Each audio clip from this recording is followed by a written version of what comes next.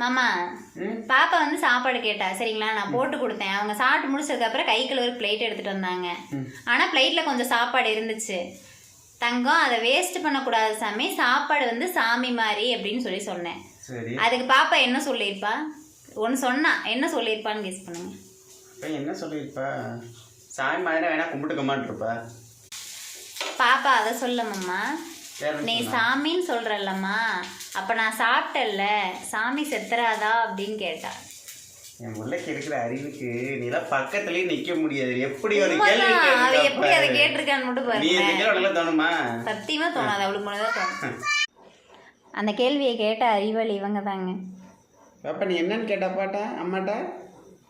சாப்பிட்டா சாமி செத்துச்சுன்னா என்னமா பண்ணுவோம்? சாமி அப்படி இல்லடி தங்கம், அது என்ன சொல்லி நான் புரிய வைக்கிறது உனக்கு?